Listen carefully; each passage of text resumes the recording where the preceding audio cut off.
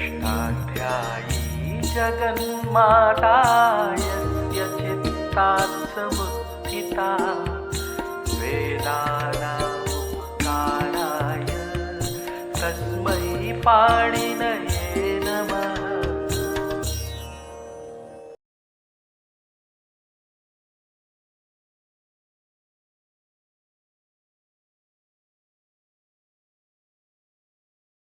नमः पाणिनये।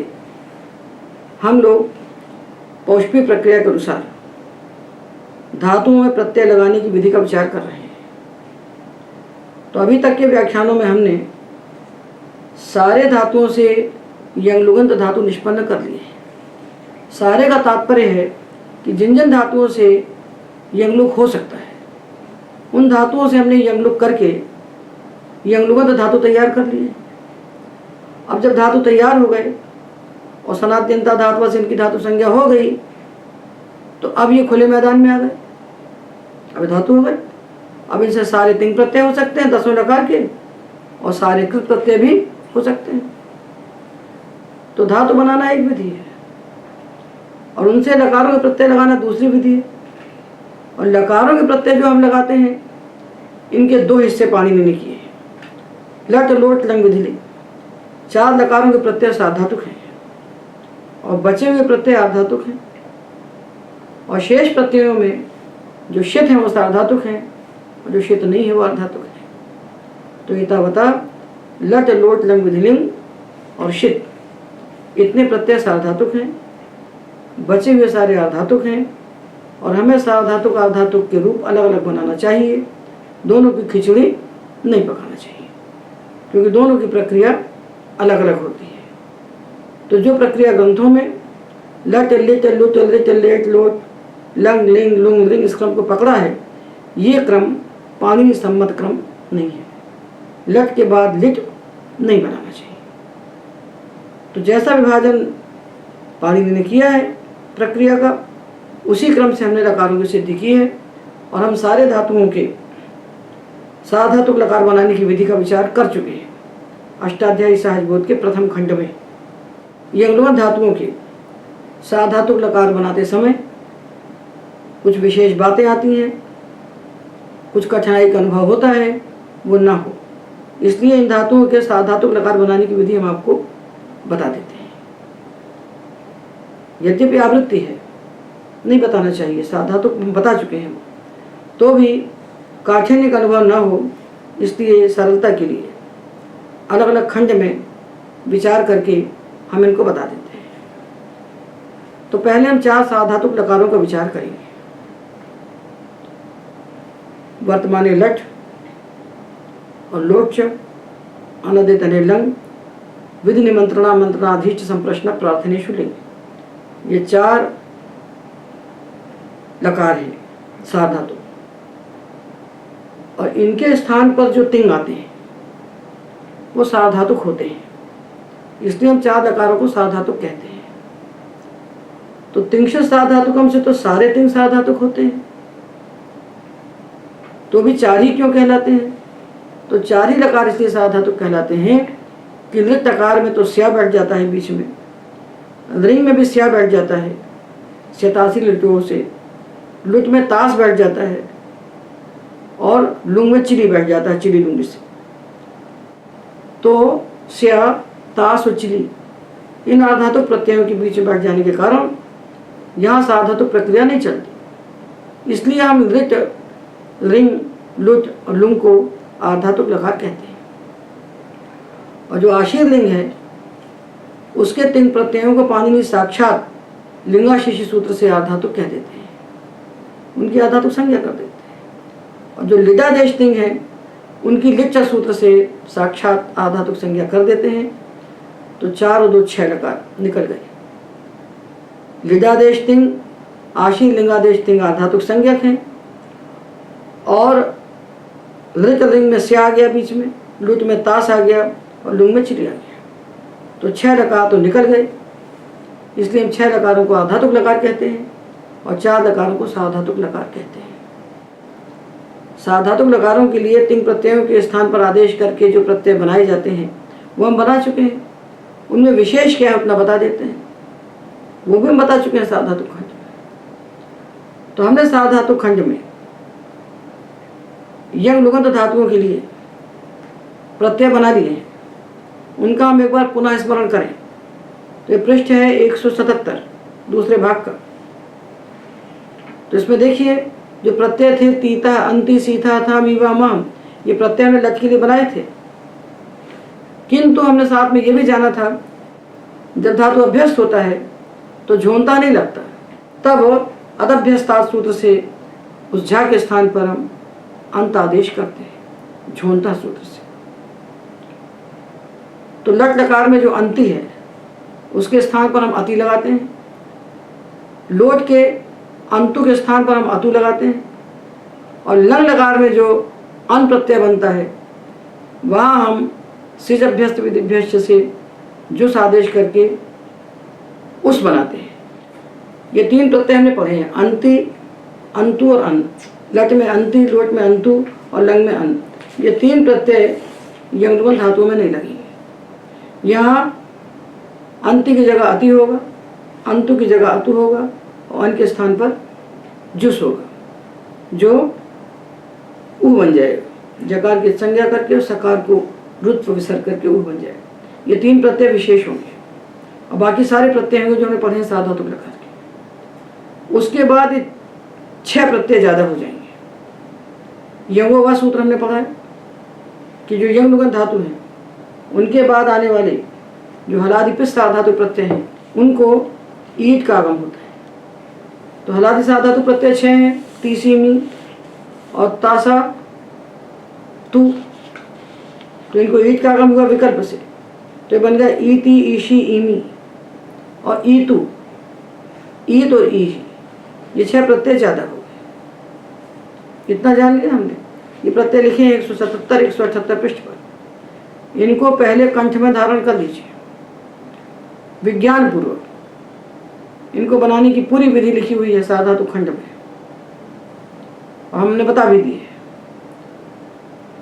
तो ये प्रत्यय सामने रख लीजिए और ये मान लीजिए कि इन प्रत्ययों की तिंशस् साधातुकम से साधातु संज्ञा है। दूसरी बात यह जान लीजिए कि जितने यंग लुगंत धातु होते हैं इनसे परस्मैपद पद के प्रत्यय ही होते हैं, इनसे आत्मनेपद नहीं होता है। यंग प्रत्यय रहता है तो आत्मनेपद होता है। अब यंग तो चला गया तो कोई निमित्त ही नहीं मिल रहा है आत्मनेपद का, तो आत्मनेपद के निमित्त से हीन होने के कारण यंग लुगंत धातुओं से हम शेषात् कर्तरि परस्मैपदम से केवल परस्मैपदी प्रत्यय लगाएंगे। आत्मनेपदी प्रत्यय यंग लुगंत धातुओं से नहीं लगेंगे। ठीक है, तो आत्मनेपद की प्रत्यय नहीं लगाना है और क्षत्रि शानच में से भी हमको क्षत्रि लगाना है, शानच नहीं लगाना है। क्षत्रि की परस्मैपद संज्ञा है, शानच की आत्मनेपद संज्ञा है। इसको ध्यान में रखते हुए ये प्रत्यय को हम देखें और ये प्रत्यय लिखे हुए हैं सामने 177 178 पृष्ठ पर प्रत्यय है। ती, ईति, ता, अति, सी, ईशी, था, मी, ईमी, वह, मह। और लोट में तू, ईतु, तात, ताम, अतु, ही, तात, तम, त, आनी, आव, आम। और लंग में ता, ईत, ताम, उह, सा, ईहि, तम, त, अम, व, मा। और विधिलिंग में यात, याताम, युह, या, यातम, यात, याम, याव, याम। ये प्रत्यय बन गए 4 लकार। ये सब साधातुक है। इन सब की तिंशस् साधातुकम से साधातुक संज्ञा है। और जब प्रत्यय साधातुक होता है तो उसके 2 विभाग बनाए जाते हैं, पिस साधातुक और अपिस साधातुक। तो इन प्रत्ययों में जो हमने मोटे मोटे अक्षरों में लिख दिए हैं, बोल्ड लेटर्स में, स्थूल अक्षरों में, ये प्रत्यय हैं पित साधातुक। और बचे हुए जो प्रत्यय हैं इनका नाम है अपिस साधातुक। पिस साधातुक और अपिस साधातुक। तो ती, ईति, सी, ईशी, मी, ईमी, जो मोटे मोटे अक्षरों में लिखे इनको देखिए। तू, ईतु और आनी, आव, आम, ता, ईत, सा, ईहि और अम। इतने प्रत्यय पित्त सार्वधातुक और बचे हुए प्रत्यय अपित्त सार्वधातुक हैं। ये पहला विभाग होता है सार्वधातुक प्रक्रिया में घुसने। और जो अपित्त सार्वधातुक प्रत्यय होते हैं उनके लिए सूत्र है सार्वधातुक मपित। जितने अपित्त सार्वधातुक होते हैं वो सब गित मान लिए जाते हैं। यह अधिदेश सूत्र है। अपित्त सार्वधातुक प्रत्ययों को मान लिया गित, और गित मानने से क्या होता है कि गित प्रत्यय परे होने पर जो जो कार्य हमने पढ़े हैं वो सारे कार्य अपित्त सार्वधातुक प्रत्यय परे होने पर भी हो जाएंगे। तो दो हिस्से हो गए, एक रास्ता पित्त के लिए है और एक रास्ता अपित्त के लिए। इन पित्त अपित्त के फिर दो दो विभाग बनते हैं। पित्त के दो विभाग बनते हैं, हलादि पित्त सार्वधातुक और अजादि पित्त सार्वधातुक। तो इसमें से ती सी मी और ता सा तू, ये 6 प्रत्यय हलादि पित्त सार्वधातुक हैं। और बाकी जो दिख रहा है स्थूल, ईति ईशी ईमी ईतु आनी आव आम और ईद ई और अम, ये प्रत्यय अजादि पित्त सार्वधातुक है। और बचे हुए प्रत्यय जो पतले अक्षरों में लिखे गए हैं, अस्थूल अक्षरों में, जिनको बोल नहीं किया है, ये प्रत्यय अपित्त सार्वधातुक है। इनमें हलादि अजादि तो हमको आंख से दिख रहे हैं कि तह थह थ वह मह, ये हलादि अपित्त सार्वधातुक है और अति अजादि अपित्त सार्वधातुक है। ता ताम ही ता तम त, ये हलादि अपित्त है और अतु अजादि अपित्त है। ताम तम त व म, ये हलादि अपित्त सार्वधातुक है और जो जुस है ये अजादि अपित्त सार्वधातुक है। और विधिलिंग के सारे प्रत्यय हलादि अपित्त सार्वधातुक हैं। तो प्रत्यय 4 प्रकार के हो गए, सार्वधातुक प्रत्यय 4 प्रकार के हो गए, हलादि पित्त, अजादि पित्त, हलादि अपित्त और अजादि अपित्त। इनको हृदय में बैठा करके ही 4 लकारों के रूप हमें बनाना चाहिए। किसी भी धातु के सार्वधातुक लकार के रूप हमें बनाना है तो 4 लकारों के जो प्रत्यय हैं सार्वधातुक संज्ञक, इनके 4 विभाग कर दीजिए। हलादि पित्त सार्वधातुक, अजादि पित्त सार्वधातुक, हलादि अपित्त सार्वधातुक और अजादि अपित्त सार्वधातुक। इतना जान करके फिर हमें प्रक्रिया में प्रवेश करना चाहिए। प्रथम खंड में विस्तार से दिया गया है, उसको हम यहाँ पुनः संक्षेप में आपको बताते हुए चलेंगे। और ये मान के चलिए कि ये चारों लकार के प्रत्यय जब सामने बैठेंगे धातु के, तो कर्तरी शब्द से शप आएगा और अधिप्रवृत्तिभ्यः शपः सूत्र से उस शप का लुक हो जाएगा, क्योंकि यज्ञ लुगंत सारे धातुओं को अदादिगण में मान लिया गया है। तो शप आएगा और शप का लुक होगा और उसके बाद हम प्रक्रिया के उसी मार्ग में चले जाएंगे जो मार्ग हम जिस मार्ग को हम सार्वधातुक खंड में जान चुके हैं। तो हम धातुओं को क्रम से लेते हैं। एक क्रम से लेने से हम सारे धातुओं को जान जाएंगे और ऐसा पाणिनि के धातु पाठ के क्रम से उठाएंगे तो हम जंगल में भटक जाएंगे। तो सबसे पहले हम आकारांत और एजंत धातुओं से बने हुए यंग लुगंत धातुओं को लेते हैं, क्योंकि एजंत धातु भी आदेश उपदेश सूत्र से आकारांत हो चुके हैं। तो सारे आकारांत और सारे एजंत धातुओं के यंग लुगंत धातु हमारे सामने खड़े हैं। इसमें जो धातु पाठ दिया हुआ है 12-13 पृष्ठ पर, उसमें सारे आकारांत इकट्ठे दिए हुए हैं, उनको हम देख लें। और अभी हमने धातु बना लिए हैं तो इन धातुओं को हम देख लें और हमारा जो यंग लुगंत कोश है संस्कृत भारती से प्रकाशित, उसको सामने रख लें। उसमें सारे धातु हैं।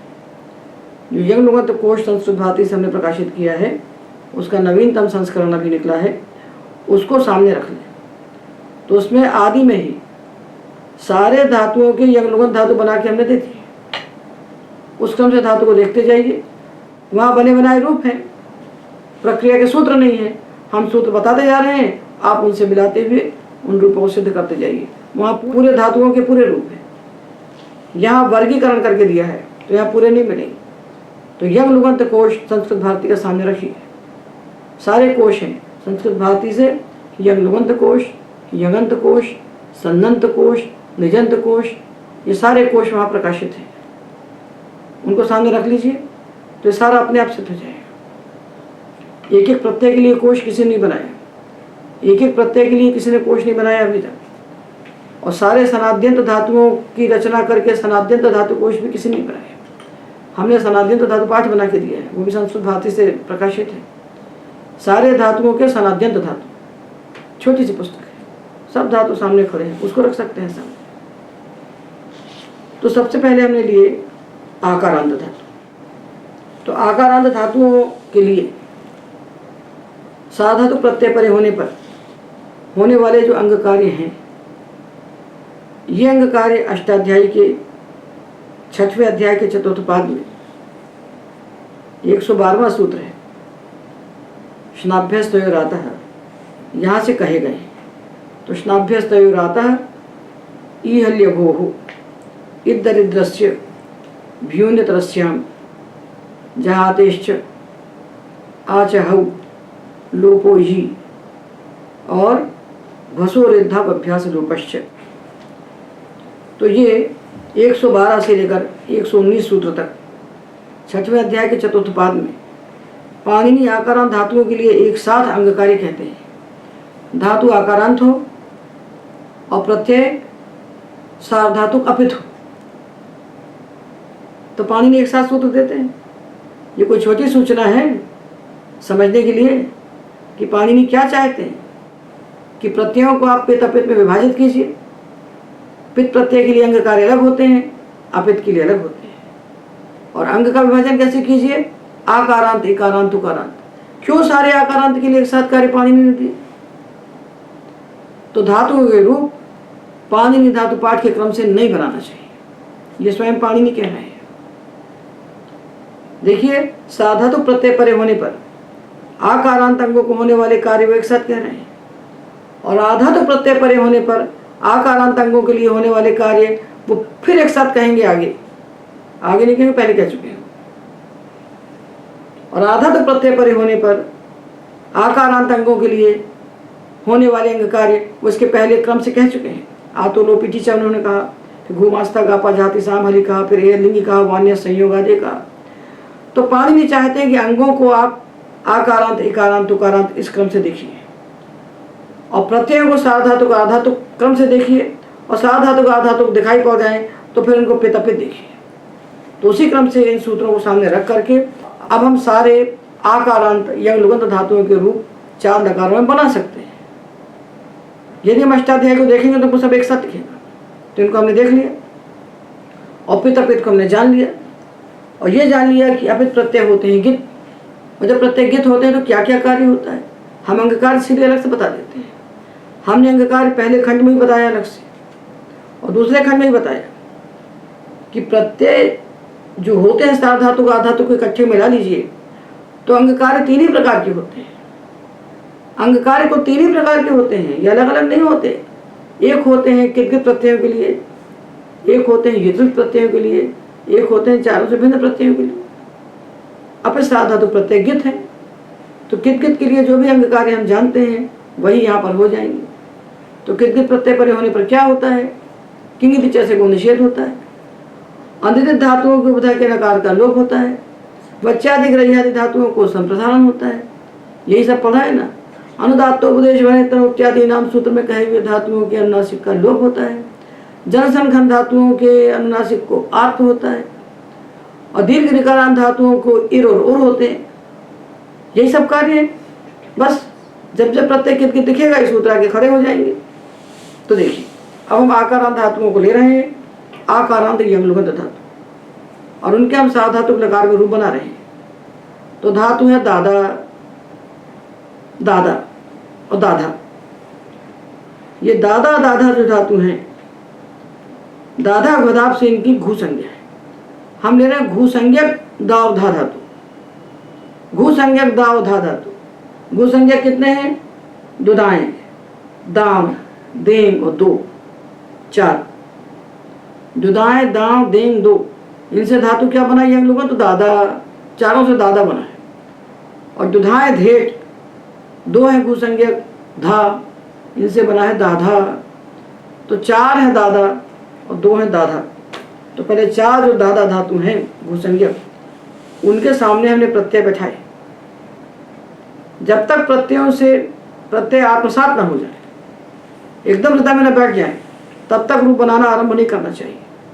प्रत्यय को देखिए और तत्काल झटित स्फुरित होना चाहिए बुद्धि में प्रत्यय कैसा है। हम रूप चार ही बताएंगे, रूप होते ही चार हैं। ये प्रत्यय 44 है और रूप चार ही बनाना है। एक रूप बनेगा हलादि प्रस्ताव धातु प्रत्यय का, वैसे सारे हलादि प्रस्ताव धातु बन जाएंगे। एक हम बनाएंगे अजादि प्रस्ताव धातु, तो बाकी वैसे ही बनेंगे। तो एक रूप बनाएंगे हलादि प्रस्ताव धातु का, एक अजादि प्रस्ताव धातु का, एक हलादि प्रस्ताव धातु का, एक अजादि प्रस्ताव धातु का। चार रूप बनाने से सारा सार धातु बन जाता है। तो अलग अलग रूप बनाना तो समय की हानि है, व्यर्थ का श्रम है। इसलिए प्रत्यय को पहचानिए। हम चार रूप आपको दिखा रहे हैं। तो जो ये दादा धातु है, इसका नाम है घुसंज्ञक आकारांत अभ्यस्त। द्वित्व हो गया तो अभ्यस्त संज्ञा हुई इसकी। आकार अंत में हमको दिख रहा है आँख से, और घु संज्ञा इसकी है दादा के हिसाब से। तो इसका नाम है घुसंज्ञक आकारांत अभ्यस्त। घुसंज्ञक आकारांत अभ्यस्त जो धातु है, पित प्रत्यय परे होने पर इनके लिए कोई कार्य नहीं कहा, तो पित प्रत्यय में कुछ नहीं होगा। तो ती आएगा तो दादाती, और ईति आएगा तो आत्मना से गुण हो गया। दादा ईति दादेति, दादाति दादेति, दादासी दादेशी, दादामि दादेमी, दादातु दादेतु। जितने ही पित प्रत्यय आए हैं वहाँ आप खाली संधि करके जोड़ दीजिए, यदि संधि प्राप्त है तो, और कुछ मत कीजिए। अब बचे प्रत्यय अपित। तो अपित प्रत्यय में क्या करें? घुसंज्ञक धातुओं को। अपित प्रत्यय में घुसंज्ञक धातुओं का जो आ है, उस आ का हम स्नाभ्यस्त आता सूत्र से लोप कर देंगे। क्या कहता है सूत्र? स्नांत और अभ्यस्त जो अंग, उनके आकार का लोप होता है किद्गत सार धातु प्रत्यय परे होने पर। किंगित सार धातु के तो तस और अति अपित है। तो दादा और तह दातः, ये दादा में प्रत्यय लगाया तस, ये हलादि है, अपित है, सार्वधातुक है। तो सार्वधातुक में से गित है, तो स्नाभ्यस्त आता से आकर लोप कर दिया। और जब लोप कर दिया तो ये दाद जो बचा हलंत हो गया, इसको खरीचा से हमने ता बना दिया, दाता। और दादा अति जब आया और हमने इसका लोप किया तो दाद और अति दादत। तो देखिए पृष्ठ 181 से, दादाति दादेति, दात्ता दादति, दादासी दादेशी, दात्था दात्थ, दादामि दादेमी, दाद्वा दाद्मा। हमने केवल लट का रूप लिखा है। इसी प्रकार आप चारों लकार के रूप बना सकते हैं। लोट में देखिए प्रत्यय जो लिखे हैं 177 पृष्ठ पर को सामने लिख के रख लीजिए। रूप बनाने की विधि है कि प्रत्ययों को एक कागज में लिख के सामने रख लीजिए अलग से, उनको देखते जाइए, रूप बोलते जाइए, आत्मसात हो जाएंगे। तो दादा तु दादे तु, ये पित है, कुछ नहीं हुआ। और तात अपित आया तो स्नाभ्य रहता से आकर लोप हो गया। दादा तु दादे तु, दात तात, दाताम, दादतु। अभी आया तो घसो रेधा अभ्यास लोपश्च, अभ्यास का लोप हो गया और आ को ए हो गया। तो देही, दातात, दातम, दात्त। और दादानी दादाव, दादाम। लंग में अदा दात, अदा देत, अदाताम और अदादुह, अदादुह। यहाँ स्नाभ्यस्त आता से ही आकर लोप होगा क्योंकि ये पर है। जहाँ ये नहीं लगेगा वहाँ हम उससे पदांतात करेंगे। अदादुह, अदादाह, अदादेह, अदात्तम, अदात्त, अदादाम, अदाध्व, अदाद्म। और दादा याद आया तब भी हमने आकर लोप किया। तो दाद्यात, दाद्याताम, दाद्युः, दाद्याः, दाद्यातम, दाद्यात, दाद्याम, दाद्याव, दाद्याम। तो हम लकार के रूप आपको बताएंगे। हमने इसके 4 लकार के रूप बोले, आप प्रत्यय सामने रख के चारों लकार के रूप स्वयं बोलिए। हम चारों लकार का एक एक रूप आपको दिखाएंगे। तो ये हमने दा धातु का जो यंग लुगंत है दादा, इसके रूप बनाए। अब हम दुधाएं धारण पोषण यो जो धातु है उसका यंग लुगंत बनता है दाधा, इसके रूप बनाएंगे। तो देखिए दाधा बन गया, तो दाधाति, दाधेति, दाधासी, दाधेशी, दाधामी, दाधेमी, ये तो बन गए। समस्या यहाँ पर होगी कि जब प्रत्यय तकार आदि और थकार आदि आएंगे, तह था था, ताम तम त, ये प्रत्यय जब आएंगे तब स्नाभ्यस्त तयोर आता से हम आ का लोप करेंगे। दाधा और तह, दाधा और तह, और दाधा था किया, था किया, था किया, तो यहाँ स्नाभ्यस्त तयोर आता तो लगेगा, स्नाभ्यस्त तयोर आता आ का लोप करेगा, क्योंकि अभ्यस्त अंग है और घू नहीं है, तो यह वो लग नहीं सकता, तो आ का लोप हो गया, आ का लोप हो गया। अब ये हो गया दा ध, दा ध, तो दा है बश और धा है झश। अब ये हो गया झषंत बश। तो सूत्र कहता है दधस तथोश्च, कि जो दध है, दध कब बनेगा? जो ज्योत्यादि गण का धातु है, तो दुधाएं धातु से द्वित्व करके हमने दाधा बनाया और अपित प्रत्यय परे होने पर हमने स्नाभ्यस्त राधा से इसके आकर लोप किया, तो ये दाध बन गया। अब दधस तथोश्च कहता है कि इसमें जो बश है द, इसको भश कर दो, तो जो इत्यादि गण में हम बनाते हैं दधाति, धत्ता दधति, दधासी, धत्था धत्थ, दधामी, दध्व दध्व। तो जो धत्ता धत्था बनाते हैं हम, यहाँ हम दधस तथोश्च से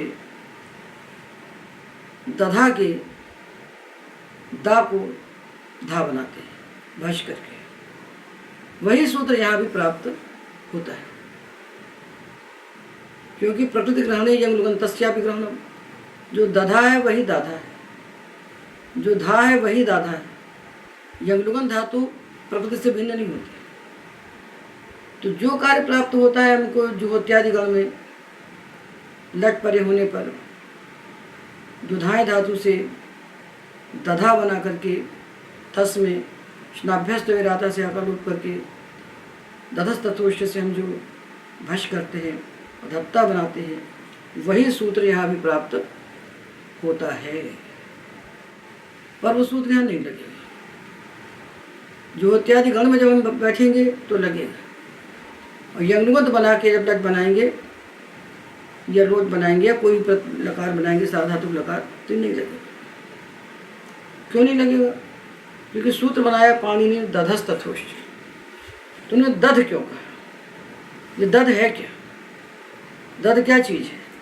दध है धा धातु से हमने जुहो इत्यादि गण में हमने लट किया, लट के स्थान पर तिप किया, तिप परे होने पर शप किया, और शप के स्थान पर श्लू किया, जो इत्यादि भी श्लू, तो श्लू होकर श्लव से दत्त हो गया, तो दधा बना। तो दध क्यों कहा पाणिनि ने? धस तत्वश्य कह देते, दधस तत्वश्य क्यों कहा? तो दधस तत्वश्य कहा मतलब दध जो है, तो दधस तत्वश्य जो कहा, इसमें दध ये गण का निर्देश कर रहा है। ये बता रहा है कि धातु जुहोत्यादिगण का है। तो जुहोत्यादिगण का बता रहा है, मतलब इससे निर्देश हो रहा है कि धातु, तो दध जो है ये गण का निर्देश कर रहा है। तो हमने जो पढ़ा है अभी, तो हमने जो परिभाषा पढ़ी है कि स्टिपा शपानुबंधेन निर्दिष्टम यद गणेन च यत्रैकाज ग्रहणम चैव पंचैतानि न यंगलुकी। 5 कार्य यंगलुक में नहीं होते हैं। जो कार्य स्टिप से कहा जाए, जो कार्य शब्द से कहा जाए, जो कार्य अनुबंध से कहा जाए, और जो कार्य गण से कहा जाए। तो ये कार्य गण से कहा जा रहा है। कौन सा कार्य? भश। दध के दकार के स्थान पर भश करना, ये गण के द्वारा निर्दिष्ट है, और गण निर्दिष्ट कार्य यंगलुक में नहीं होते। तो जब जुहोत्यादि गण के धा धातु को हम लोग बनाएंगे, तो जो दधा है वो जुहोत्यादि गण का है, और जो दाधा है ये जुहोत्यादि गण का नहीं है, ये यंगलुगन का है। और चरकलितंच से ये अदादिगण का माना जाएगा, जुहोत्यादिगण का नहीं है। तो जो कार्य गण से निर्देश करके कहा जाता है वह कार्य यंगलुक में नहीं होता। तो दधस तथोश्च दधाति धत्ता में लगेगा, तो दधस तथोश्च धत्ता दत्था में लगेगा, यहाँ नहीं लगेगा। तो जब यहाँ नहीं लगेगा तो झशस तथो दोधा तो लग ही नहीं सकता, क्योंकि वह आधा कह दिया गया। तो फिर यहाँ क्या लगेगा? क्या लगेगा? खरी चढ़ेगा, खरी चढ़ेगा। तो बनेगा दात्ता, दात्ता, दात्था, दात्थ, दात्ताम, दात्तम, दात्त, अदात्ताम, अदात्तम, अदात्त। ताथा परे होने पर स्नाभ्यस्त तयोराता से आकार लोप होने के बाद भी दधस तथोश्च यहाँ नहीं लगाएंगे, जो हमने जुहोत्यादि गण में लगाया था। समझ में आ गई? क्यों नहीं लगाएंगे? क्योंकि इसका गण से निर्देश किया गया है। दध जो कहा है पाणिनि में, दध, ये दध, ये दध, ये गण निर्दिष्ट है, ये गण से निर्दिष्ट है। और गण से निर्दिष्ट होकर क्या काम कह रहा है? भष्ट कह रहा है। वो भष्ट यंगलुगंत होने पर लगेगा। तो ये बताए हमने रूप आपको, दादा और दाधा के अलग अलग, ये समान नहीं है। अब हम लेते हैं जाज्या धातु। ज्या धातु को हमने द्योत करके बनाया जाज्या, जाज्या बना दी। अब इस जाज्या में क्या विशेषता है कि ये धातु ग्रह्यादि है। यहाँ इस बात को ध्यान रखना चाहिए कि प्रकृति ग्रहणे यंगलुगंतस्यापि ग्रहणम, ये जितने यंगलुगन धातु बने हैं, जिन धातुओं से बने हैं ये उसी के समान है, समान के चलना चाहिए। तो जो कार्य ज्या में होता है वो सारे कार्य जाज्या में भी होंगे। दावधा की घु संज्ञा है तो दादा दादा की भी घु संज्ञा हो जाएगी। तो प्रकृति ग्रहणे यंगलुगंतस्यापि ग्रहणम। तो ज्या धातु के रूप हमने जैसे बनाए थे, जो जो कार्य किए थे वो सारे कार्य यहाँ भी लगेंगे। तो ज्या धातु के लिए क्या विशेषता है कि ज्या धातु ग्रह्यादि है, ग्रह्यादि है। सूत्र है ग्रहित ज्या वै व्यधि वष्टि विचति पृच्छति पृच्छति भृज्यति नांकिति च।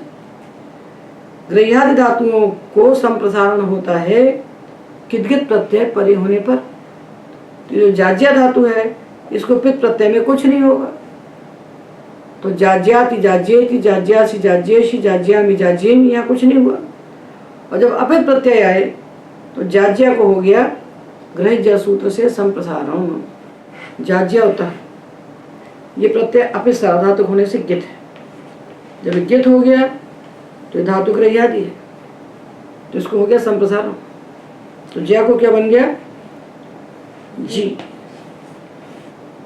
जी बन गया, जी बना।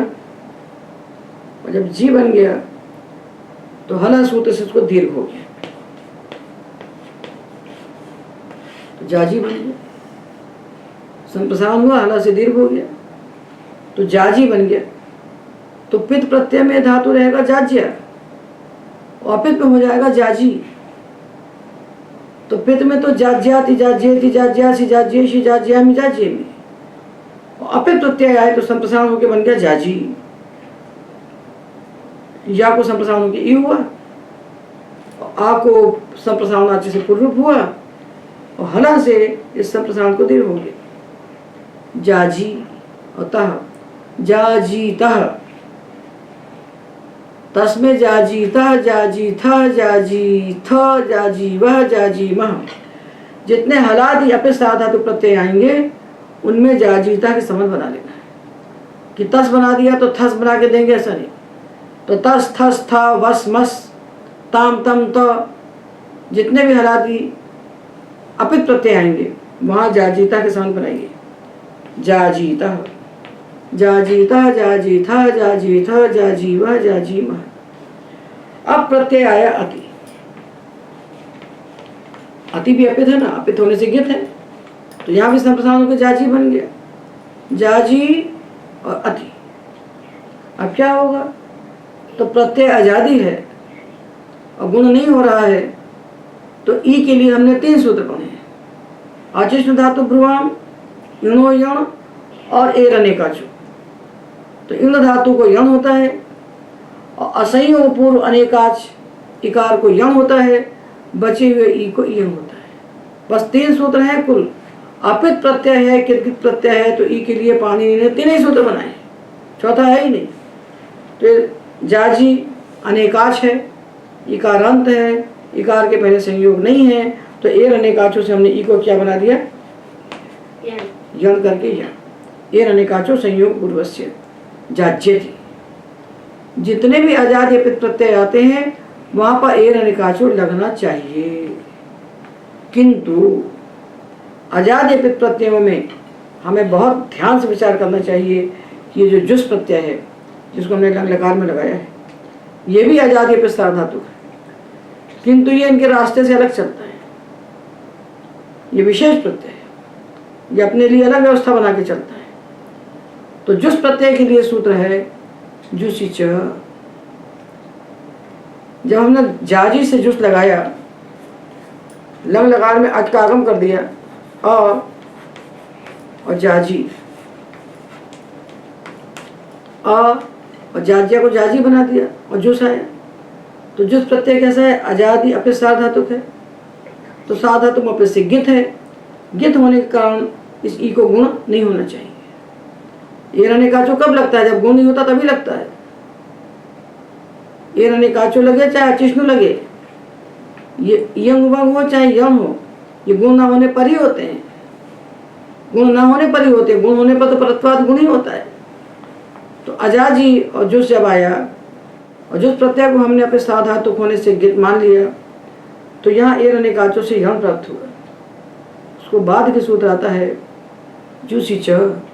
जुस परे होने पर इगंत अंग को गुण होता है, तो ई को गुण होकर ए हो गया, और ए को एचो यवा यावा से आई हो गया। तो अजा जयु,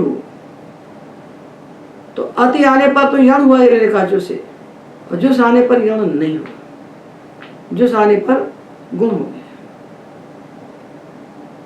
तो अपित प्रत्यय परे होने पर भी गुण हो जाए, इसके लिए जुसी सूत्र को बनाया गया।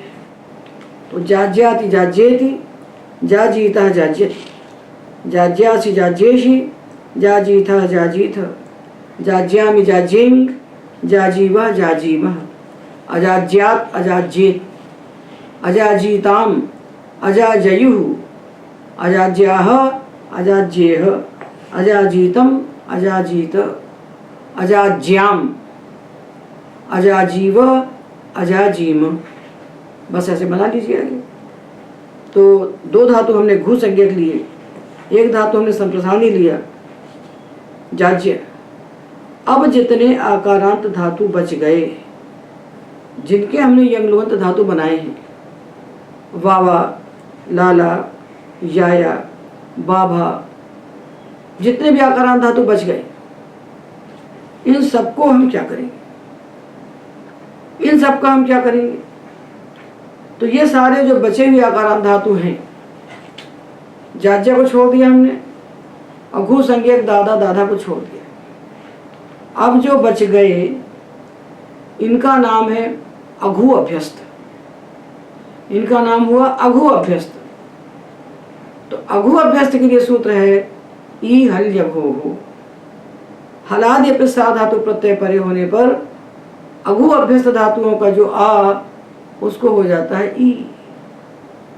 तो देखिए 182 पृष्ठ पर देखिए, वावाति वावेति तो बन गए, पित्त में कुछ नहीं हुआ। और जब तस आया तो वावा धातु जो है ये अघु अभ्यस्त है, दादा दाधा अघु अभ्यस्त है। और वावा या लाला बाभा इत्यादि धातु अघु अभ्यस्त है। इनके आ को ई हो जाएगा हलादि पे साध धातु प्रत्यय परे होने पर, और अजादि पे साध धातु प्रत्यय परे होने पर स्नाभ्यस्त इरादा से आकर लोप होगा। तो वावाति वावेति वावीता वावति, हलादि अपित में ई, अजादि अपित में आकर लो। हलादि अपित में आ को ई, अजादि अपित में आकर लो। तो वावीता वावती, वावीथा वावीथ, वावीवह वावीमह। लंग में अवावात अवावेत, अवावाह अवावेह, अवावाम, ये पित्त पे बने। और अपित में क्या करेंगे? अवावीताम, अवावीतम, अवावीत, अवावीव, अवावीम। एक साथ मत बनाइए रेलगाड़ी के समान, एक एक वर्ग के बनाइए। पहले सारे पित्त बना लीजिए, उसके बाद हलादि पित्त बनाइए, फिर अजादि पित्त बनाइए। अब आया जुस, तो अवावा और जुस।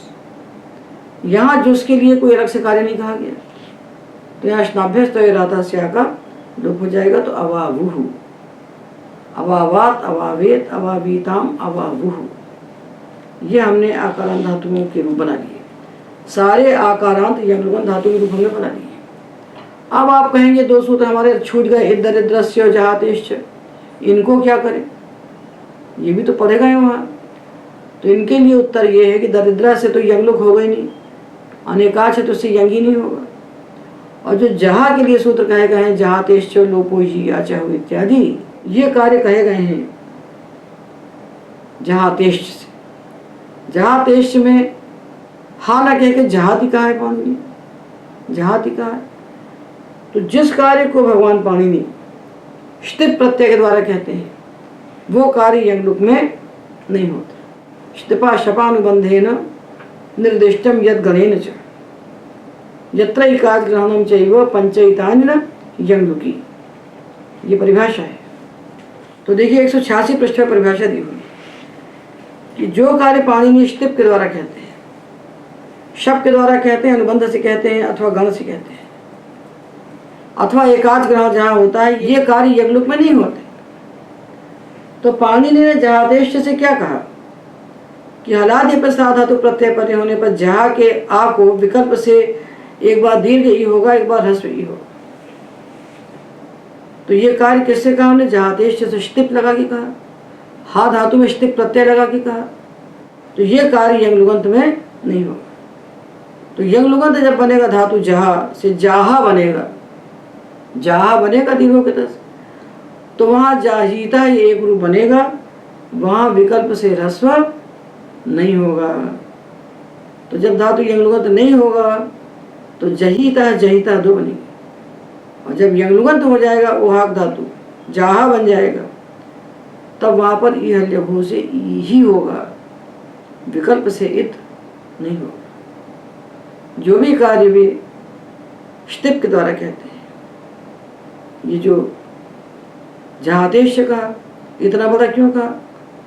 हा धातु से कह सकते थे, हश्य कह देते, क्यों कहा इतना बड़ा? जैसे ग्रहिज्या वही व्यधि कहा, ग्रहिज्या वही व्यधि में तो ई लगाया, और वष्टि विचति पृच्छति पृच्छति पृच्छति में स्टिप लगा दिया। इतना बड़ा बड़ा क्यों कहा? तो इसलिए कहा कि जब वष्टि विचति पृच्छति पृच्छति पृच्छति ये धातु जो है ये जब यंगलुगंत बनेंगे तो कित प्रत्यय परे होने पर इनको संप्रसारण नहीं। सूत्र में स्टिप के द्वारा जो कार्य कह रहे हैं पाणिनि, संप्रसारण कह रहे हैं, तो वो नहीं होगा। जहादेश से जो विकल्प से इत कर रहे हैं वो यंगलोक होने पर नहीं होगा। जो कार्य स्टिप के द्वारा कहा जाएगा वो कार्य यंगलोक बनने के बाद धातु को नहीं होगा। तो जब जाहा धातु हम लेंगे, ओहाक त्याग से बनाकर जाहा, तो वहाँ जहातेश सूत्र नहीं लगेगा और वहाँ आचाहो भी नहीं लगना चाहिए और लोपो ये भी नहीं लगना चाहिए, क्योंकि वहाँ भी जहातेश की अनुवृत्ति तो आई रही है। तो इस प्रकार हमने विभाजन करके सारे आकारांत यंग लुगंत धातुओं के 4 साधातुक लकारों में रूप निष्पन्न कर लिए। अब हम इकारांत और इकारांत यंग लुगंत धातुओं के साधातुक लकारों में रूप बनाते हैं, ये जानते हुए कि प्रत्यय 2 प्रकार के हैं, पित्त और अपित्त, और ये भी जानते हैं कि पित्त प्रत्ययों में गुण होता है, अपित्त प्रत्ययों में किंग च से गुण निषेध होता है। तो पित्त प्रत्ययों में हम करते हैं साधातुक आधातुक से गुण इगंत अंग को, और अपित्त प्रत्ययों में हम किंग च से करते हैं गुण निषेध। तो ये जो इकारांत इकारांत धातु हैं, अपित्त प्रत्ययों में इनके 2 हिस्से बना लीजिए।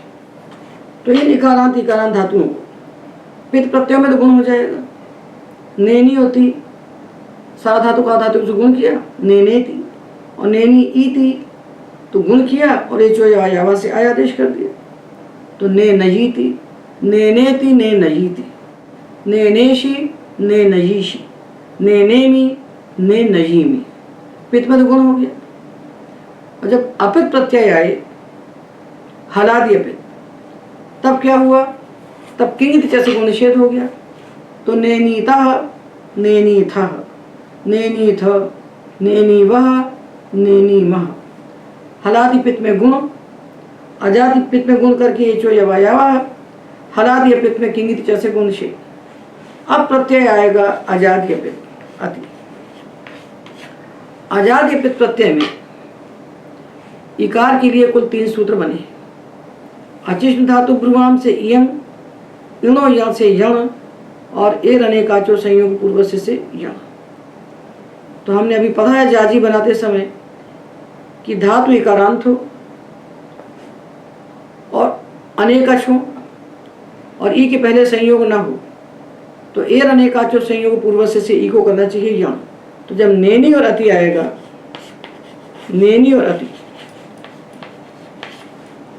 इस ई को हम करेंगे यण या नेन्यति, और पेपरी अति जब आएगा तो इस ई के पहले संयोग पावर आता, तो संयोग पूर्व ई को अचिष्ट धातु भ्रुवाम से इयं, और असंयोग पूर्व ई को एर अनेकाचो से यं, अनेकाच असंयोग पूर्व इकार को यं, तो पेपरी को यं हो जाएगा, तो पेप्रिय,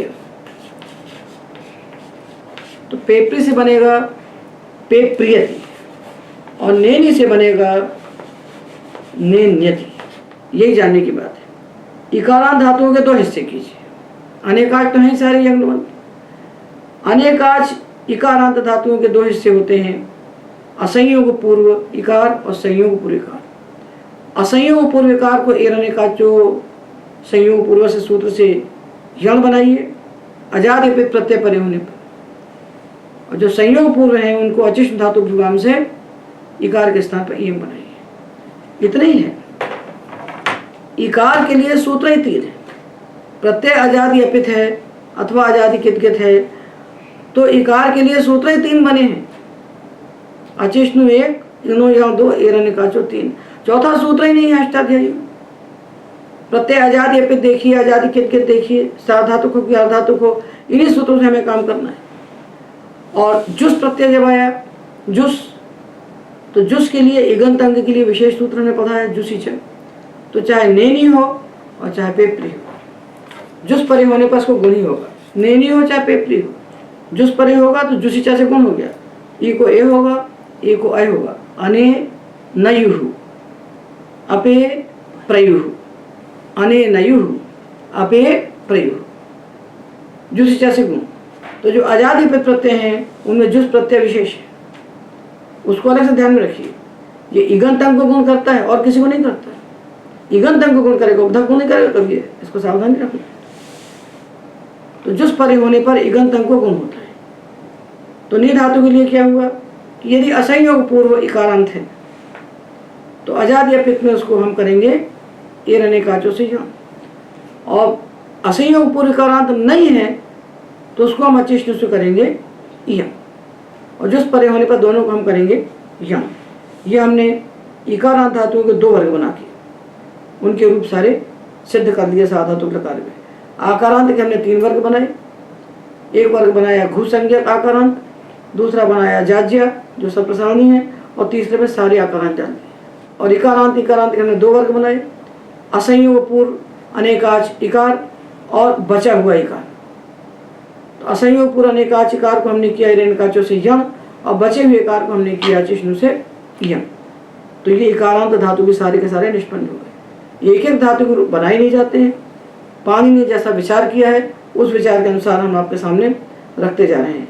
तो सारे आकारांत यंग लुगंत और सारे इकारांत यंग लुगंत के रूप 4 लकारों में निष्पन्न हो गए। अब हम उकारांत और उकारांत जो यंग लुगंत धातु हैं उनके साधातुक लकारों के रूप बनाने का विचार करते हैं। तो धातु के अंत में जो ऊ होता है उसको पित्त प्रत्यय में तो गुण हो जाएगा। हलादि पित्त में गुण, जैसे बोभूति, बोभोति, बोभोषी, बोभूमि, और अजाद या पित्त में गुण करके एचो यवा यावा से अब, साधातुक आधातुक की ओर से गुण और एचो यवा यावा से अब। तो बोभू और ईति गुण किया साधातुक आधातुक की ओर से, तो बोभो ईति, और ओ को अवादेश किया तो बो भवीति, बो भवीति, बो भोति, बो भवीति। और हलादि अपित प्रत्यय आया तो साधातुक मपित से गित हो गया, किंति जैसे को निषेध हो गया, तो बो भूता। और जब अजादि पित प्रत्यय आएंगे अति अतु, तो इनके परे होने पर क्या होगा? अचिष्ण धातु भ्रुवाम योर यंग वंगरु से धातु का जो उकार उसके स्थान पर उंग आदेश हो जाएगा। तो बो भू अति, बो भुव अति, बो भुवति। ये तो बनकर 4 प्रकार के प्रत्यय। हलादि पित्त में गुण, अजादि पित्त में गुण करके अवादेश, हलादि पित्त में गुण निषेध, और अजादि पित्त में उभंग। अब एक प्रत्यय रह जाता है अजादि पित्त में जो विशेष है, यह है जुस। लंग लकार के प्रथम पुरुष बहुवचन में आता है जुस। इस जुस के परे होने पर सूत्र है जुसिच। जुस परे होने पर इगंत अंग को गुण होता है। तो अजागम है, फिर बोभू है, और फिर जुस है। तो किंगितिचा को बाध करके इसको गुण हो जाता है। तो बोभू गुण किया तो बोभो, अवादेश किया तो बो भव, अबो भवुहु। बोभू से जुस परे होने पर जुसिचा से गुण करके हमने बनाया अबो भवुहु। उकारांत यंग लुगंत धातुओं के लिए हमें एक बात यहाँ जानना चाहिए कि हमने भू से तो बोभोति बना दिया,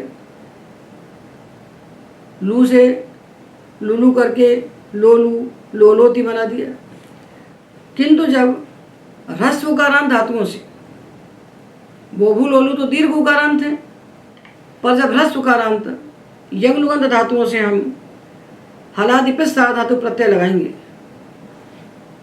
तो शप का तो लुक हो गया है, क्योंकि सारे यंग लुगंत धातु अदादिगण के हैं। तो शप आया और शप का लुक हो गया। तो जो धातु ह्रस्व उकारांत हैं, जिनके अंत में हमको ह्रस्व उकार दिखेगा, इनके बाद हलादि पित्त साधातु प्रत्यय जब आएंगे तीसी मी और ता सातु, इनके आने पर सूत्र प्राप्त होगा उतो वृद्धिर लुकी हली। उत का अर्थ है तपर किया है, तो ह्रस्वकार। ह्रस्वकार जिनके अंत में है, ऐसे धातुओं के उकार के स्थान पर वृद्धि होती है हलादि पित्त साधातु प्रत्यय परे होने पर। यहाँ ये वृद्धि प्राप्त होगी। इसको रोकने का क्या उपाय है? इसको रोकने का उपाय यह है कि इस उतो वृद्धि लुकी हली सूत्र के पहले इसके ऊपर एक सूत्र बैठा है, नाभ्यस्तस्याचिपति सार्वधातु के। तो उस नाभ्यस्तस्य की अनुवृत्ति यहाँ जाएगी, नाभ्यस्तस्य की अनुवृत्ति कर देंगे। तो ये जो उतो वृद्धि लुकी हली से उकारांत धातुओं की वृद्धि कही गई है, हलादि पिस्ता धातु प्रत्यय परे होने पर यह वृद्धि अभ्यस्त अंगों को नहीं होगी। तो जब यू धातु होगा ती प्रत्यय होगा तो वृद्धि हो जाएगी। यौति, यौषि, यौमी, यौतु, अयौत, अयौह। किंतु जब ये यू धातु अभ्यस्त हो जाएगा द्वित्व करके तो अब इसको वृद्धि नहीं होगी। यहाँ उत्तर वृद्धि लुकेरी सूत्र नहीं लगेगा। क्यों नहीं लगेगा? क्योंकि नाभ्यस्तस्य की अनुवृत्ति है। तो उकारांत धातु रूप जो अंग उन्हें वृद्धि होती है हलादि पिस्ता धातु प्रत्यय परे होने पर, शब्द का लुक होने पर। किंतु ये धातु जब द्वित्व होकर अभ्यस्त बन जाते हैं तो अभ्यस्तस्य न, जो अभ्यस्त उकारांत धातु हैं उनको वृद्धि नहीं होती। तो इनसे यो योति ही बनेगा। यो योति, यो योषि, यो योमी, यो योतु, अयौत, अयोह। ये बात ह्रस्व उकारांत धातुओं के लिए हमें सावधानी से समझना चाहिए क्योंकि धातु सारे अदादिगण के हो चुके हैं। ये सारे उकारांत और उकारांत धातुओं के हमने साधातुक लकारों में रूप निष्पन्न कर दिए। सारे रूप नहीं बोलना है, रूप बोलना है एक हलादि पित, एक अजादि पित, एक हलादि अपित, एक अजादि अपित और एक जुस। और जुस को कहाँ बोलना है? इगंत में विशेष, बाकी में उसकी भी आवश्यकता नहीं। अब हम लेते हैं ह्रस्व ऋकारांत धातु जिनके अंत में ह्रस्व ऋकार है। इसको पित्त में हम गुण कर देंगे, पित्त प्रत्यय में, और अपित्त में गुण का निषेध कर देंगे हलादि अपित्त में। ये धातु है ऋकारांत चरक्री, चरक्री लें चाहे चरीक्री लें चाहे कोई सा भी लें, अंत में ऋकार है ना, कार्य तो अंत के ऋकार को होगा। तो पित्त प्रत्यय में गुण हो गया तो चरक्री और ती, रिकार हो गया तो चर करती, चर करती। और जब तस प्रत्यय आया तो किंग जब निषेध कर दिया गुण का तो चर कृतः। और जब अजादि अपित आया अति तब चरक्री को क्या होगा? इको इनची से यम हो जाएगा तो क्या बनेगा? चरकृति, चरकृति, चरकर्ति, चरकरीति, चरकृतः, चरकृति, चरकर्षि, चरकरीषि, चरकृतः, चरकृतः, चरकर्मि, चरकरीमि, चरकृवः, चरकृवः। और लंग लकार में जब जुस प्रत्यय आएगा, जुस, जुस, तो जुस में क्या करेंगे? जुसी चा से इसको गुण हो जाएगा। अपित प्रत्यय में भी गुण होता है, इसके लिए जुसी चा बनाए गए तो गुण हो गया। तो अचर करुह। और जब लंग लकार में अपित प्रत्यय आया था और सा तब क्या हुआ? तो ये तो पित प्रत्यय है तो इनके परे होने पर इसको गुण हो गया तो क्या बन गया? ये चर कर। प्रत्यय जी पित हैं पर अपृक्त हैं, अपृक्त होने से ये हल के बाद आने वाले अपृक्त प्रत्ययों का हल या अभ्यु दीर्घात स्तुति से प्रत्यम हल सूत्र से लोप हो गया। जब लोप हो गया तो अचरकर बन गया पद, तिंगंत पद, और इसके अंत में है रा। तो खरम स्थानी और विसर्जनीय सूत्र से इस पदांत रेप को हमने बना दिया विसर्ग। अचर कह, अचर कह। और जब ईत आया ईत तो अचर करीत, अचर कह, अचर करीत, अचर कृताम, अचर करुह, अचर कह, अचर करीहि, अचर कृतम, अचर कृत, अचर करम, अचर कृव, अचर कृम। ये ह्रस्व ऋकारांत जितने भी धातु आएंगे ह्रस्व ऋकारांत यंग लुगंत, उनमें इसी प्रकार हम रूप बनाएंगे। पित्त में हम गुण करेंगे, हलादि पित्त में गुण निषेध करेंगे और जुस परे होने पर गुण करेंगे। आजादी पित्त में इको होना चाहिए। अब हम बनाते हैं दीर्घ ऋकारांत धातु। यंगलुगंध धातु ऐसी जिनके अंत में दीर्घ ऋकार है। तो दीर्घ ऋकार के लिए हमने पढ़ा है कि दीर्घ ऋकारांत धातुओं के हमें दो वर्ग कर लेना चाहिए। ऐसा दीर्घ री जिसके पहले ओष्ठ व्यंजन है और ऐसा दीर्घ री जिसके पहले ओष्ठ व्यंजन नहीं है, तो ओष्ठ पूर्व ऋकार और अनोष्ठ पूर्व ऋकार दो वर्ग बनाकर हमने सदा काम किया है दीर्घ ऋकारांत धातुओं में, अपित प्रत्यय परे होने पर अथवा किंकित प्रत्यय परे होने पर। तो यहाँ भी हम दो हिस्से बना लें। यह है धातु, इनके अंत में दीर्घ ऋकार है। पापरी, जो तो करके हमने पापरी बनाया, पापरी, वावरी, बाबरी, मामरी, इस ऋकार के पहले ओष्ठ व्यंजन है। इसके लिए सूत्र है उदोष्ठ पूर्वस्य। ओष्ठ व्यंजन जिसके पूर्व में है, ऐसे ऋकार के स्थान पर उर आदेश होता है। ये कब होता है? जब गुण नहीं होता है तब। तो गुण कब होता है? पित प्रत्यय परे होने पर। तो इनसे जब पित प्रत्यय आएंगे तीसीमी, तो गुण हो जाएगा। तो पापरति पापरीति, वावर्ति वावरीति, वाभर्ति वाभरीति, मामर्ति मामरीति, सारे पित प्रत्ययों में गुण हो जाएगा। और जब अपित प्रत्यय आएंगे और साधातुक अपित से उगित हो जाएंगे और किंगित जैसे गुण का निषेध हो जाएगा, तब ये सूत्र लगेंगे। ये जो इरोड़ करने वाले सूत्र हैं, ये तभी लगते हैं जब गुण का निषेध कर दिया जाता है। इस बात को निश्चित जान लीजिए बुद्धि में। तो इनके बाद जब पापरी के बाद प्रत्यय आया तस, अपित होने से गित हो गया, अब गुण नहीं हो सकता। गुण नहीं होगा तभी प्रकट होंगे सूत्र। उदोष्ठ पूर्व से ऋतित धातु, तो जिसके पूर्व में ओष्ठ व्यंजन है, ऐसे री को हो गया उर, तो पापरी बन गया पापुर, ये बन गया पापुर। और पापुर बन जाने के बाद हम देखते हैं कि धातु हो गया रेफांत। तो रेफांत वांत धातुओं की उपधा में रहने वाला जो इक, उसको दीर्घ होता है हल परे होने पर। सूत्र है हलिच। तो हल है तो दीर्घ हो गया। और जब अति आया, अति आया और हमने उर किया, तो अति हलादि नहीं है, हल नहीं है, अच्छे, तो यहाँ दीर्घ नहीं होगा, उर दोनों में होगा। तो हलादि पित प्रत्यय परे होने पर उर होकर के हलिचा से दीर्घ, तो पापूर्तः वावूर्तः, पापूर्तः, पापूर्थः, पापूर्थ, पापूर्वः, पापूर्मः। और अजादि पित प्रत्यय आएंगे तो उर होगा और दीर्घ नहीं होगा। तो पापुरति, पापुरतु। तो पित प्रत्ययों में गुण, हलादि पित में उर बना करके दीर्घ, उदोष्ठ पूर्वस्य से उर करके हलिचा से दीर्घ, और अजादि पित में केवल उदोष्ठ पूर्वस्य से उर।